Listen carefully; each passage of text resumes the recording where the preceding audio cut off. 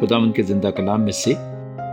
استثنا کی کتاب اور اس کا 31واں باب۔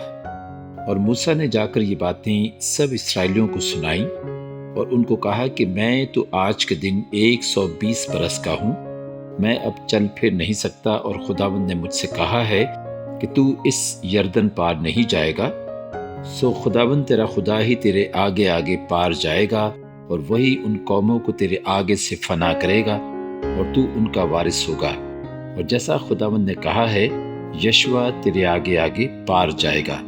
اور خداوند ان سے وہی کرے گا جو اس نے اموریوں کے بادشاہ سہون اور اوج اور ان کے ملک سے کیا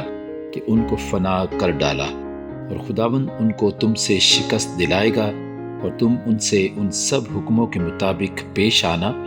جو میں نے تم کو دیے ہیں۔ تو مضبوط ہو جا اور حوصلہ رکھ، مت ڈر اور نہ ان سے خوف کھا، کیونکہ خداوند تیرا خدا خود ہی تیرے ساتھ جاتا ہے، وہ تجھ سے دست بردار نہیں ہوگا اور نہ تجھ کو چھوڑے گا۔ پھر موسیٰ نے یشوع کو بلا کر سب اسرائیلیوں کے سامنے اس سے کہا کہ تو مضبوط ہو جا اور حوصلہ رکھ، کیونکہ تو اس قوم کے ساتھ اس ملک میں جائے گا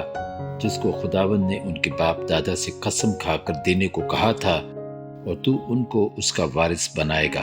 اور خداوند ہی تیرے آگے آگے چلے گا، وہ تیرے ساتھ رہے گا، وہ تجھ سے نہ دست بردار ہوگا نہ تجھے چھوڑے گا، سو تو خوف نہ کر اور بے دل نہ ہو۔ اور موسیٰ نے اس شریعت کو لکھ کر اسے کاہنوں کے جو بنی لاوی اور خداوند کے عہد کے صندوق کے اٹھانے والے تھے اور اسرائیل کے سب بزرگوں کے سپرد کیا۔ پھر موسیٰ نے ان کو یہ حکم دیا کہ ہر 7 برس کے آخر میں چھٹکارے کے سال کے معین وقت پر عید خیام میں جب سب اسرائیل خداوند تیرے خدا کے حضور اس جگہ آ کر حاضر ہوں جسے وہ خود چنے گا، تو اس شریعت کو پڑھ کر سب اسرائیلیوں کو سنانا۔ تو سب لوگوں کو یعنی مردوں اور عورتوں اور بچوں اور اپنی بستیوں کے مسافروں کو جمع کرنا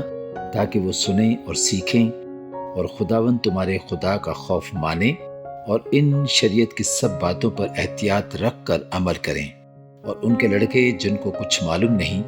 وہ بھی سنیں، اور جب تک تم اس ملک میں جیتے رہو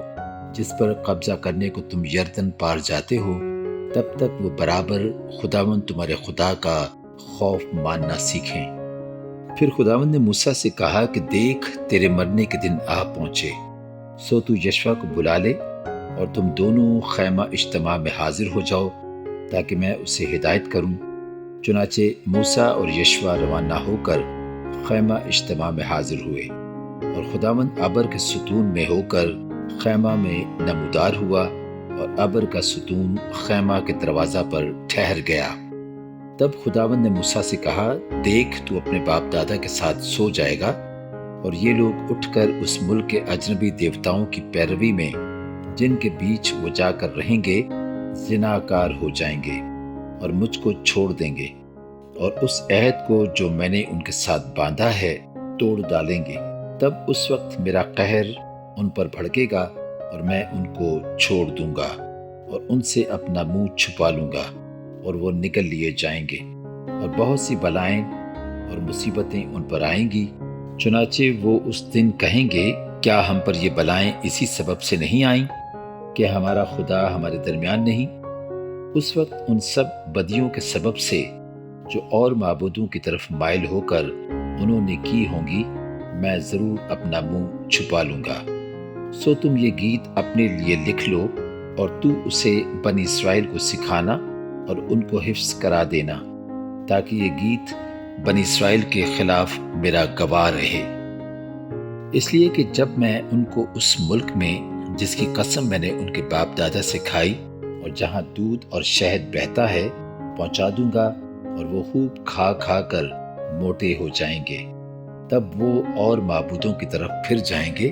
اور ان کی عبادت کریں گے اور مجھے حقیر جانیں گے اور میرے عہد کو توڑ ڈالیں گے۔ اور یوں ہوگا کہ جب بہت سی بلائیں اور مصیبتیں ان پر آئیں گی تو یہ گیت گواہ کی طرح ان پر شہادت دے گا،